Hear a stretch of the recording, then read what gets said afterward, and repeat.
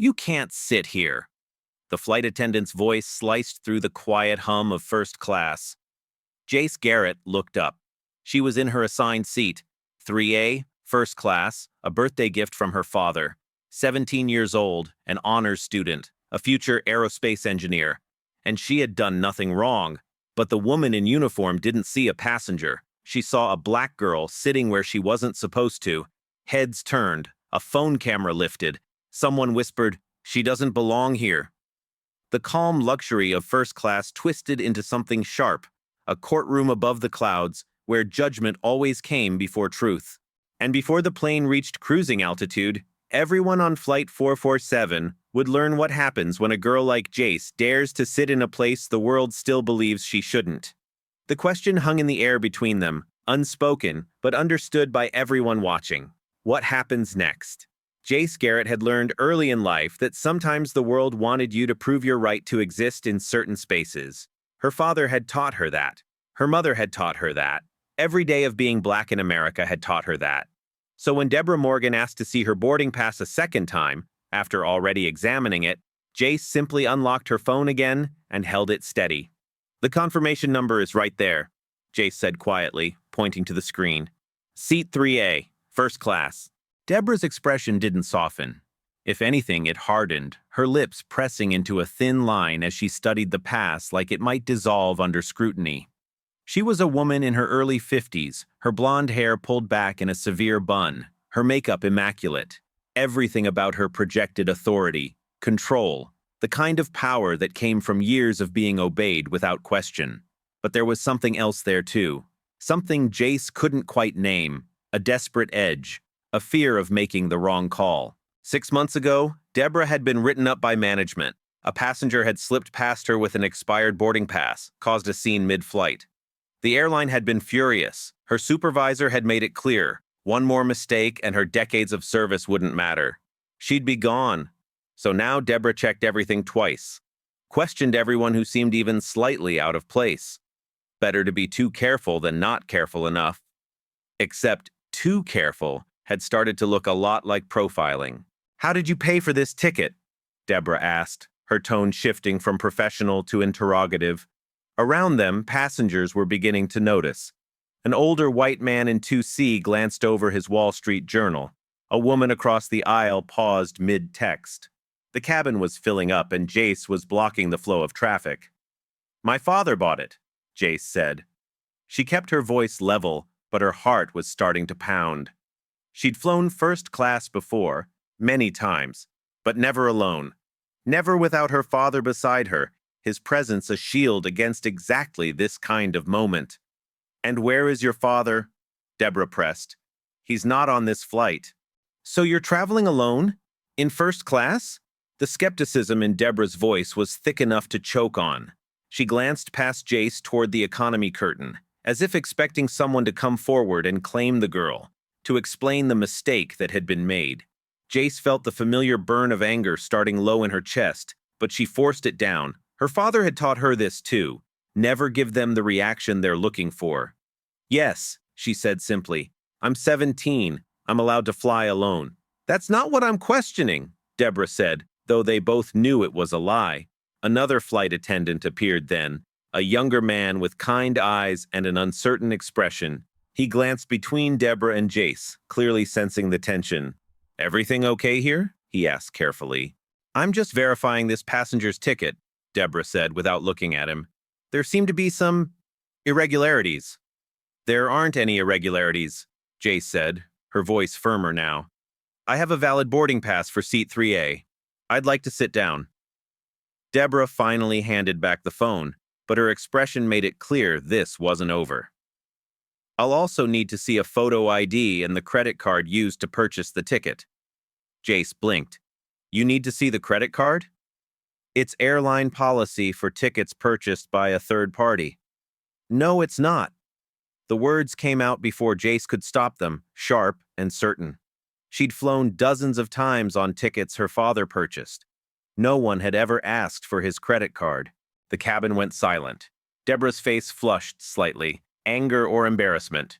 Jace couldn't tell which. "I'm trying to ensure the security of all our passengers," Deborah said, her voice rising just enough to carry. "If you can't cooperate with basic safety protocols, we'll have to ask you to deplane." "I am cooperating," Jace said quietly, but her hand was already moving to her pocket, fingers closing around her phone.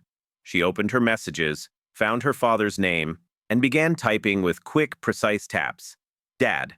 Problem on the plane. They won't let me sit down."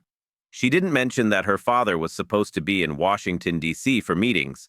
She didn't mention that he'd taken an earlier flight that morning. She just sent the message and waited, her thumb hovering over the screen. Around her, other passengers were starting to board, squeezing past the confrontation with uncomfortable glances. Jace could feel their eyes on her, some curious, some sympathetic, some coldly indifferent. She was a spectacle now, a problem to be solved. And Deborah Morgan, standing there with her arms crossed and her authority wrapped around her like armor, had no idea who she was dealing with. The message sent, Jace slipped her phone back into her pocket and looked up at Deborah Morgan with the kind of calm that only came from practice. She'd been preparing for moments like this her entire life, not because she wanted to, but because she had to.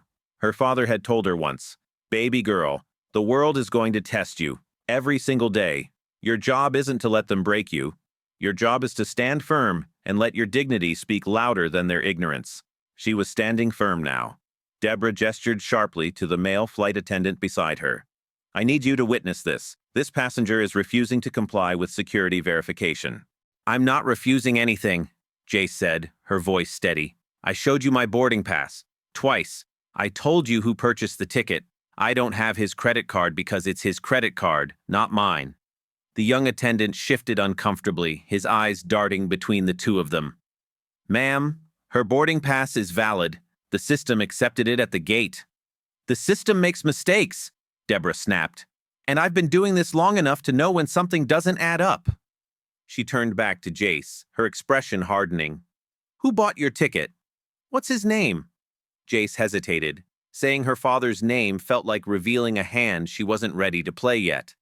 "Jonathan Garrett," she said quietly. Deborah pulled out her tablet, tapping through screens with sharp movements. "And your relationship to Jonathan Garrett is... He's my father." "Uh-huh." Deborah's tone dripped with skepticism. "And Jonathan Garrett isn't on this flight?" "No, he flew earlier this morning. So your father, who's not even on this flight, bought you a first-class ticket." Deborah looked up from her tablet, eyebrows raised. "That's quite generous." The implication hung in the air like smoke. Jace felt her jaw tighten. "He's my father. Why wouldn't he? I'm just trying to understand the situation," Deborah said, but her tone suggested she'd already made up her mind. A black teenage girl in a hoodie, alone in first class, claiming someone else paid for her ticket. It didn't fit the narrative Deborah had constructed over 2 decades of service. An older woman settling into seat 4B leaned forward, her voice loud enough to carry. "Is there a problem? We're supposed to take off soon." "No problem, ma'am," Deborah said quickly, her customer service smile snapping back into place. "Just completing our standard pre-flight security checks." Jace felt the weight of the entire cabin pressing down on her. More passengers were boarding now, squeezing past with annoyed glances. She was the obstacle, the inconvenience. She could feel her phone buzzing in her pocket. Once, twice, but she didn't reach for it. Not yet. The male attendant cleared his throat. "Maybe we should what?" Deborah cut him off, her voice sharp. "Let passengers board without proper verification? You remember what happened last time we got lax about security. You remember what corporate said." The fear was naked in her voice now, barely hidden beneath the anger. A man in a business suit paused beside them, his carry-on bumping against Jace's backpack. "Is this going to take much longer?" "Sir, if you could just take your seat," Deborah said, her attention still fixed on Jace. "This will only be a moment." Jace pulled out her phone again, not to check her messages, but to do something with her hands. The screen lit up with 2 notifications from her father, but she didn't open them. Instead, she opened the camera app and set the phone on the armrest of 3A, angled just right. "Recording." "What are you doing?" Deborah asked sharply. "Documenting," Jace said simply. "In case I need to file a complaint later?" Deborah's face went pale, then flushed red. You need to put that away. Recording crew members without permission is against airline policy. Recording my own experience as a passenger isn't, Jace replied. Her voice was still calm, but there was steel underneath now. For a moment, Deborah looked like she might reach for the phone, but the other attendant stepped forward slightly. Maybe we should get the supervisor, he said quietly. Fine, Deborah said through clenched teeth. She pulled out her radio, pressing the button with more force than necessary. Sandra, I need you in first class. We have a situation. Jace leaned back slightly, her phone still recording, her heart still pounding, and in her pocket, her phone buzzed again. Sandra Reeves arrived like a cold front, her presence immediately shifting the atmosphere in the cabin. She was tall, broad-shouldered, with iron gray hair cut short, and a face that seemed permanently set in stern disapproval. 15 years as a cabin supervisor had taught her how to handle difficult passengers, and she approached with the confidence of someone who'd seen it all before. What's the problem here? Sandra asked, her eyes sweeping over Jace with an assessment that made judgments in seconds. Deborah stepped forward, her voice low but urgent. This passenger is in first class with a ticket she claims was purchased by someone not on the flight. She's refusing to provide adequate verification and has been recording our crew without permission. I have provided verification, Jace said, her voice still steady but with an edge now. Multiple times. Sandra held up one hand, silencing her with the gesture alone. Let me see your boarding pass and ID. Jace handed over her phone and driver's license, watching as Sandra examined both with the same skeptical scrutiny Deborah had employed.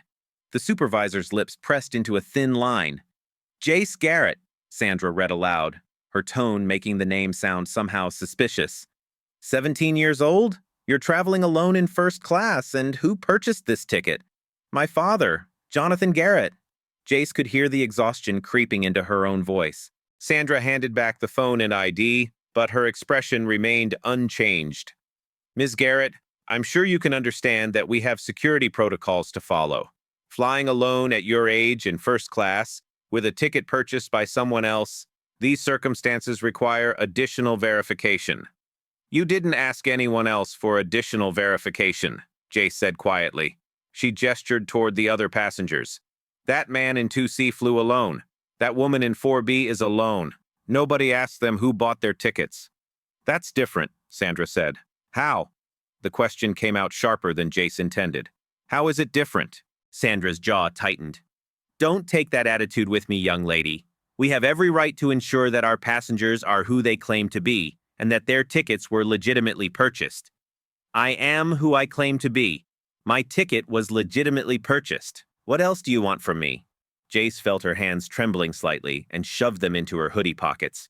We need proof that Jonathan Garrett authorized you to use this ticket, Sandra said. A credit card statement, a confirmation email, something that shows... I'm 17 years old, Jace interrupted. I don't have access to my father's credit card statements. I have what every other passenger on this plane has, a valid boarding pass and an ID that matches it. The cabin had gone completely silent now, everyone frozen in place, watching. A few passengers had their phones out recording. Jace could see them in her peripheral vision, these strangers documenting her humiliation for social media, for whatever fleeting sense of justice or outrage they could extract from her pain. Sandra leaned in slightly, lowering her voice.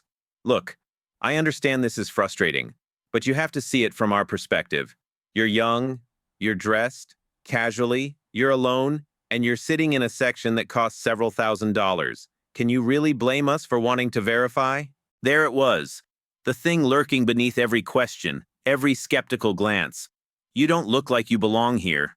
Your skin is too dark, your clothes too cheap, your presence too unexpected. This is profiling, Jace said, her voice quiet but clear.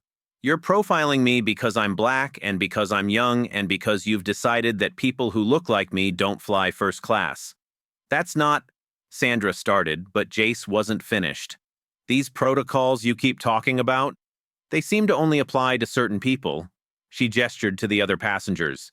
You didn't stop any of them, just me. Sandra's face flushed, anger breaking through the professional mask.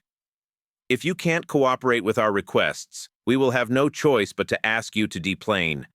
The safety and security of all our passengers comes first. I am cooperating. I've answered every question. What you're asking for now, access to my father's financial records, that's not security. That's harassment. Harassment? Sandra's voice rose. You're calling standard security procedures harassment? When they're only applied to me? Yes. A man a few rows back spoke up. Let them do their job, miss. We'd all like to get to Los Angeles sometime today. Another voice, from across the aisle, a middle-aged black woman. She's shown them her ID and her boarding pass. What else do they need? Ma'am, please don't interfere, Deborah said sharply. Sandra held up a hand. Everyone, please, we're handling this. She turned back to Jace, her expression hardening. Ms. Garrett, I'm giving you one more chance to provide additional verification. If you can't do that, I'll have to contact airport security to escort you off the plane. Jace felt something crack inside her chest, not breaking, but settling into a cold, hard certainty. They were going to remove her. No matter what she said, they had already decided. She was the problem that needed to be solved. She pulled out her phone and opened her father's last message. On my way. Don't move. Don't let them push you around, baby girl. She looked up at Sandra, at Deborah standing behind her with arms crossed, at the cabin full of witnesses. My father is coming, she said quietly. He's on his way to this plane right now, and when he gets here, you're going to wish you'd treated me with the basic respect every passenger deserves. Sandra's expression didn't change, but something flickered in her eyes. Uncertainty, maybe, or the first whisper of doubt. If your father wants to file a complaint after the flight, he's welcome to do so. But right now, you need to either provide verification or leave the aircraft. Jace didn't move. She stood there in the aisle, her backpack still on her shoulder, her phone still in her hand, and she waited, because her father had taught her one more thing. Sometimes, you just have to stand your ground and let the truth catch up. The question was whether it would catch up in time. The standoff lasted exactly 14 seconds. Jace counted them, before Sandra pulled out her radio again. This is Supervisor Reeves.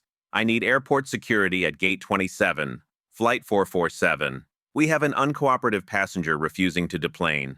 I'm not refusing to deplane, Jace said, her voice louder now, carrying to every corner of the cabin. I'm refusing to be treated like a criminal for sitting in a seat I paid for. You didn't pay for it, Deborah interjected from behind Sandra. You admitted your father paid for it. That's the same thing, Jace shot back. It's my ticket, my seat, my right to be here. A younger woman in 5A, white with pink-streaked hair and multiple piercings, lifted her phone higher. This is insane, she said to no one in particular, but loud enough for everyone to hear. Y'all are really doing this? Really? She was streaming now, Jace realized. Instagram Live or TikTok or something, the red recording dot visible on her screen. Ma'am, please lower your device, Sandra said, her attention momentarily diverted. It's a public space, the woman replied. I can record whatever I want. Sandra's face tightened, but she turned back to Jace. You have 2 minutes to gather your belongings and exit the aircraft voluntarily, or security will remove you. On what grounds? The black woman from across the aisle stood up now, her voice sharp with barely contained fury. You haven't given her a single legitimate reason to leave. You're just making up rules as you go. Ma'am, sit down or you'll be removed as well, Deborah warned. For what? Standing up for someone being harassed? The woman didn't sit. I'm a lawyer. I know my rights. She knows her rights. And what you're doing right now is textbook discrimination. Sandra's radio crackled. Security en route. ETA 3 minutes. Jace felt her heart hammering against her ribs. 3 minutes. Her father's message had said he was on his way, but from where? The terminal? Another gate? Would he make it in time? Or would she be escorted off this plane, humiliated in front of hundreds of people, her name added to some airline blacklist? More passengers were standing now, some filming, some simply watching with expressions ranging from sympathy to irritation to barely concealed satisfaction. The cabin had divided itself into invisible camps, those who saw injustice unfolding and those who saw a teenage girl causing a delay. This is ridiculous, a businessman in 3C muttered, loud enough to be heard. Just get off the plane, kid. File a complaint later. Some of us have connections to make. Some of us have dignity to maintain, the lawyer shot back. Oh, here we go, another passenger groaned. Everything's always about race with you people. The temperature in the cabin seemed to spike. Jace watched as the argument metastasized, spreading from row to row like fire through dry grass. The woman with pink hair was narrating for her stream. So this black teenage girl is being kicked off the plane for literally no reason. And now these Karens and Kens are mad that people are calling it out. We're not Karens, someone snapped. We just want to leave on time. Then maybe the flight attendants should stop racially profiling passengers and do their actual jobs. Sandra's voice cut through the chaos. Everyone needs to calm down and return to your seats. This situation is under control. It doesn't look under control, someone else called out. Deborah moved closer to Sandra, her voice low but urgent enough that Jace caught fragments. Losing control of the cabin should have just let her sit. This is going to be all over social media. It's already all over social media, the pink-haired woman announced cheerfully, turning her phone to show the view counter climbing. 2,000 watching live. You're viral. Congratulations. Sandra's composure cracked visibly. Turn that off. Turn that off right now. Make me, the woman replied. A flight attendant Jace hadn't seen before appeared from the back of the plane, his face pale. Sandra, the gate agent is asking what's going on. Passengers in economy are getting restless. They can hear everything. Tell them we're handling it, Sandra said through gritted teeth. They're asking if the flight's going to be delayed. It won't be delayed if this passenger cooperates. Jace felt something shift in her chest, from fear to anger to something harder, something that felt almost like power. They were unraveling. The more they pushed, the more resistance they met. The more resistance they met, the more desperate they became. And desperation made people sloppy. She pulled out her phone again, ignoring Sandra's sharp, "What are you doing?" and opened her messages. Her father's most recent text, sent 1 minute ago, 2 minutes away. Hold on, Jace. She looked up at Sandra, at Deborah, at the security notification on Sandra's radio, and made a decision. I'll wait for security, she said clearly. I want them to hear exactly what you've accused me of and what evidence you have. I want it all on record. Sandra blinked, clearly not expecting compliance. Fine. Stay right there. Wasn't planning on going anywhere, Jace said. She sat down in 3A, her seat, the one she'd been trying to reach for the past 20 minutes, and buckled her seatbelt with deliberate calm. The small act of defiance sent a ripple through the cabin. A few passengers actually applauded. The businessman in 3C leaned over. You're making this worse, you know. Jace turned to look at him. Really look at him. His expensive suit, his Rolex, his assumption that the world would always bend to accommodate him. No, she said quietly. They made it worse. I'm just refusing to disappear quietly. The intercom crackled to life, the captain's voice filtering through. Ladies and gentlemen, we're experiencing a slight delay due to a security matter in the cabin. We appreciate your patience and expect to be underway shortly. A security matter. That's what she'd become. Not a passenger, not a person, but a matter to be resolved. The pink-haired woman was still streaming, narrating, "The captain just called her a security matter. A 17-year-old girl with a valid ticket is now a security threat. Let that sink in." Jace's phone buzzed. Her father. Coming through the jetway now. She looked toward the aircraft door, her heart suddenly in her throat. The cabin seemed to hold its breath with her, everyone watching, waiting. Sandra and Deborah were conferring near the galley, their backs to the entrance. The other passengers had gone quiet, sensing that something was about to shift. And then the door opened. 2 airport security officers entered first, their uniforms and badges immediately commanding attention. Sandra turned, relief visible on her face. "Officers, thank you for coming. We have a passenger who—" But she stopped mid-sentence because someone else had entered behind the officers. A man in a tailored navy suit, tall and commanding, with silver threading through his close-cropped hair. He carried himself with the kind of authority that didn't need to announce itself. The kind that made people instinctively step aside. Jonathan Garrett swept the cabin with one long look, his eyes moving from the security officers to Sandra, to Deborah, to his daughter sitting calmly in 3A with her seatbelt fastened. His expression was unreadable, but Jace knew that look. She'd seen it directed at board members who'd tried to undermine him, at executives who'd thought they could cut corners. It was the look of a man calculating exactly how he was going to dismantle you. "Gentlemen," he said to the security officers, his voice calm and measured, "I'm Jonathan Garrett. I believe there's been a misunderstanding regarding my daughter." One of the officers frowned, clearly confused. "Your daughter, sir?" "Jace Garrett, seat 3A. Jonathan moved past them with easy confidence, walking down the aisle toward Jace. Passengers parted instinctively. "The young woman your crew has apparently decided to remove from an aircraft for the crime of being black in first class." The cabin went dead silent. Sandra's face had gone white. Deborah looked like she might be sick. And Jace, sitting in her seat with her hands folded in her lap, felt tears prick her eyes. Not from sadness or fear, but from relief so profound it hurt. Her father had arrived, and he was about to change everything. Jonathan Garrett didn't raise his voice. He didn't need to. 25 years of leading one of the country's largest airlines had taught him that true authority whispered, while insecurity shouted. He stood in the aisle of his own aircraft, looking at the two women who'd spent the last 30 minutes tormenting his daughter. "Would someone like to explain," he said, his eyes moving from Sandra to Deborah, "why my 17-year-old daughter has been detained, interrogated, and threatened with removal from this aircraft?" Sandra found her voice first, though it came out thinner than before.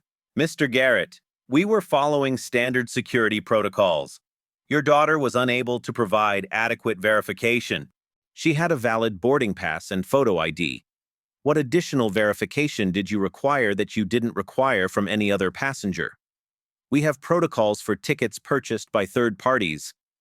Show me those protocols, right now." Jonathan pulled out his phone. "Show me where it states passengers must provide credit card statements." Sandra hesitated. Deborah had gone very still, her face the color of chalk. One of the security officers cleared his throat. "Mr. Garrett, we were called about an uncooperative passenger. If there's no actual security threat, there never was a security threat. There was a black teenage girl sitting in first class, and these two employees decided that was suspicious." "That's not what happened," Deborah said, her voice shaking. "We were just being thorough. About checking every passenger, or just passengers who don't look like they belong?" Jonathan's voice sharpened. Sandra tried again, desperation creeping in. "Mr. Garrett, I apologize if there was any misunderstanding. Don't insult my intelligence or my daughter's dignity by pretending this was about safety. This was about bias." He moved closer to Sandra. "Do you know what I do for a living, Ms. Reeves?" "You said you're Jace's father. I'm also the CEO of this airline." He let that hang in the air, watching comprehension and horror dawn across both faces. "The airline whose uniform you're wearing. The airline whose policies you've just violated." Deborah made a small sound, somewhere between a gasp and a sob. Jonathan pulled out his phone and dialed. "David, I'm on Flight 447 at JFK. I need you to immediately suspend lead flight attendant Deborah Morgan and cabin supervisor Sandra Reeves, pending investigation into discriminatory conduct. I also need a company-wide review of our verification protocols." "Yes, sir. Right away." David's voice was tight with shock. "Should I send replacement crew?" "Yes." "And David?" "Investigation completed within 24 hours. Interviews with every witness, video footage. Policy recommendations on my desk by Monday."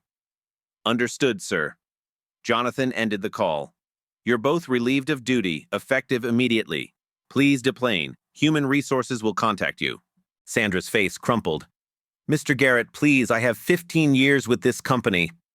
And in 15 years, you never learned that every passenger deserves respect regardless of age or race?" His voice was quiet now, somehow more devastating. "You never questioned why you verified my daughter's ticket 5 times while letting everyone else board?" Deborah was crying, silent tears streaming down. "I was just trying to do my job right. After I got written up, I was scared, so you made a worse mistake. You let fear turn into prejudice, and prejudice has no place in my airline." He moved past them toward Jace. When he reached her seat, Jonathan's expression softened. He knelt down so they were eye level. "You okay, baby girl?" Jace nodded, not trusting her voice. The tears she'd been holding back finally spilled over, and Jonathan wiped them away. "I'm sorry I wasn't here sooner." "You came," Jace managed. "That's what matters."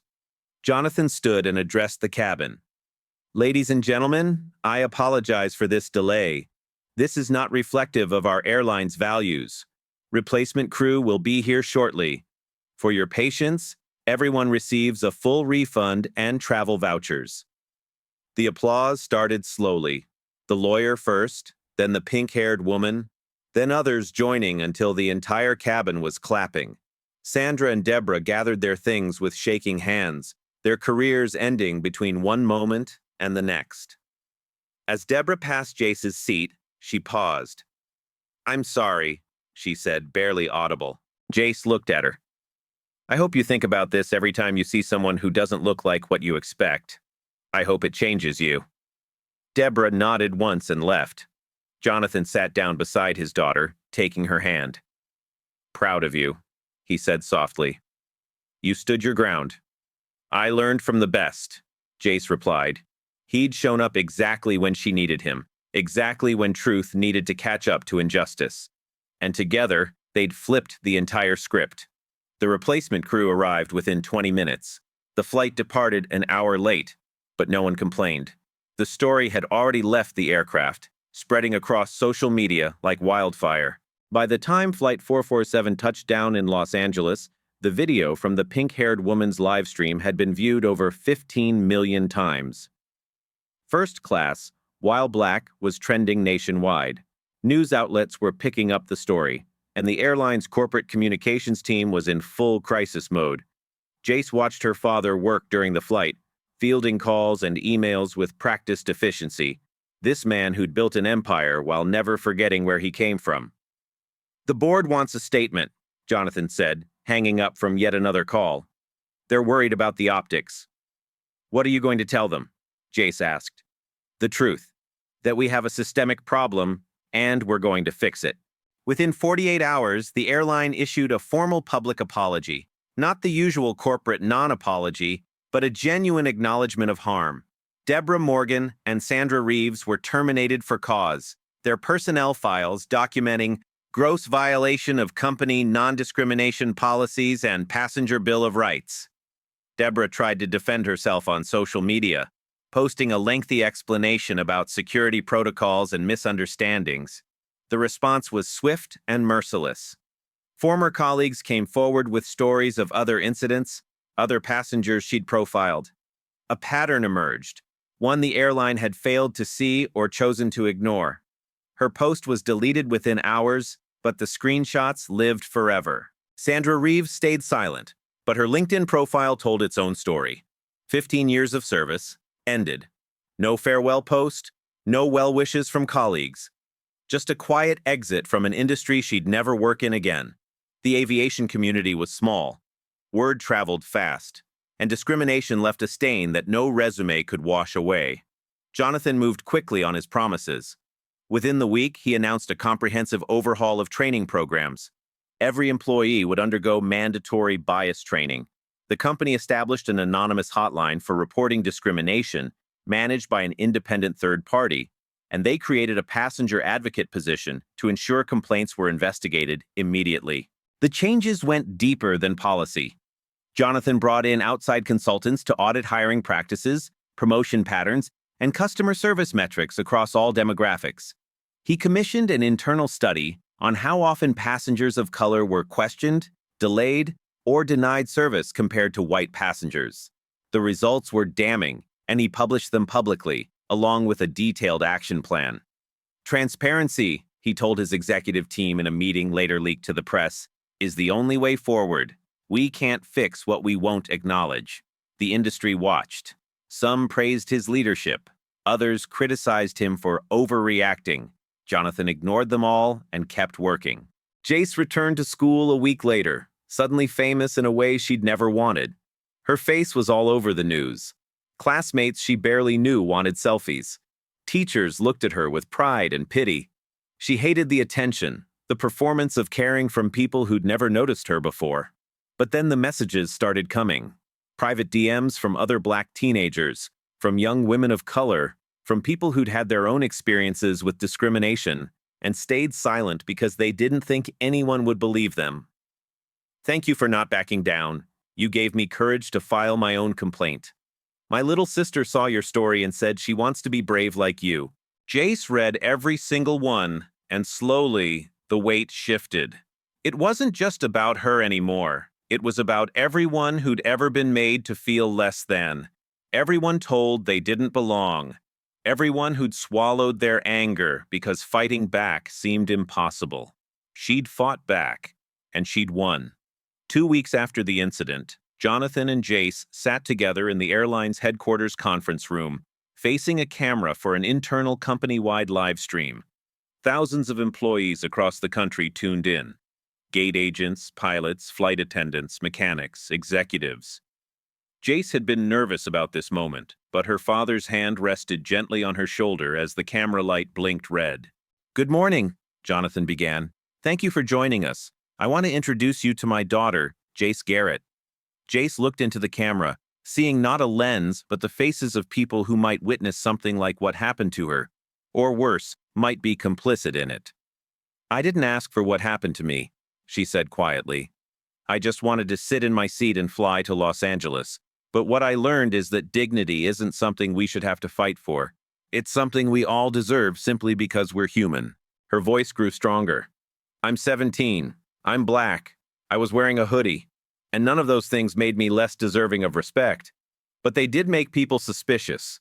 Because we live in a world where assumptions are made based on what we look like instead of who we are."